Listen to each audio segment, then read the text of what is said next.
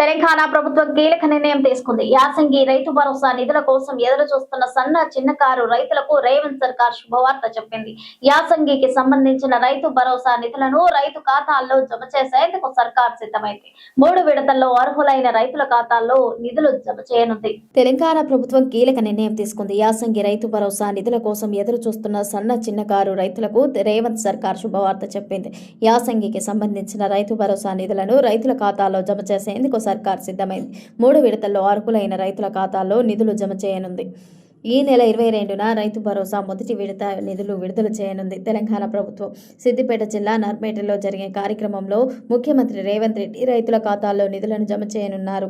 తొలి విడతలో ఎకరం లోపు భూమి ఉన్న రైతుల బ్యాంక్ అకౌంట్లలో రైతు భరోసా నగదు జమ చేస్తారు. తొలి విడతగా మొత్తం 70 లక్షల మంది రైతు ఖాతాల్లోకి రైతు భరోసా కింద 3,590 కోట్ల బదిలీ చేయనున్నారు. 20 రోజుల తర్వాత రెండవ విడత నిధులు విడుదల చేయాలని సర్కార్ నిర్ణయించింది. ఈ దశలో సుమారు 2,650 కోట్లు రైతుల ఖాతాల్లోకి బదిలీ చేయనున్నారు. ఇక ఏప్రిల్ నెలాఖరులోపు 3వ విడత నిధులను జమ చేస్తామని ప్రభుత్వం తెలిపింది.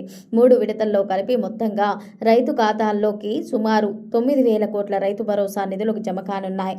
అన్నదాతకు పెట్టుబడి సాయం అందించేందుకు రైతు భరోసా పథకాన్ని తీసుకొచ్చింది రేవంత్ సర్కార్. ఈ పథకం కింద అర్హులైన రైతులకు ప్రతి ఏటా ఎకరాకు 12,000ను 2 విడతల్లో 6,000 చొప్పున ఇస్తుంది. ప్రస్తుతం యాసంగికి సంబంధించి తొలి విడతలో ఎకరం భూమి కలిగిన రైతులందరికీ రైతు భరోసా నిధులు విడుదల చేస్తామని ప్రభుత్వం చెప్పినప్పటికీ మిగిలిన 2 విడతల్లో ఎన్ని ఎకరాల వరకు ఎంతమంది రైతులకు నిధులు పంపిణీ జరుగుతోందనే విషయాన్ని ప్రభుత్వం ప్రకటించలేదు. అయితే చివరి దశలో 3 నుంచి 5 ఎకరాలు కలిగిన రైతులకు రైతు భరోసా నిధులు పంపిణీ చేసే అవకాశం ఉంది. ఈ క్రమంలో కేవలం వానాకాలం సీజన్లో నమోదైన రైతులకు మాత్రమే ఈ రైతు భరోసా నిధులు పంపిణీ చేస్తారా? ప్రస్తుతం కొత్తగా పేర్లు నమోదు చేసుకున్న రైతులకు కూడా రైతు భరోసా నిధులు జమ చేస్తారా అనే విషయంపై స్పష్టత రావాల్సి ఉంది. అయితే వానాకాలం సీజన్లో రైతుల సంఖ్య కంటే ప్రస్తుతం రైతు భరోసా పథకం కింద లబ్ధి పొందే అన్నదాతల సంఖ్య పెరుగుతోందని అధికారులు పేర్కొంటున్నారు.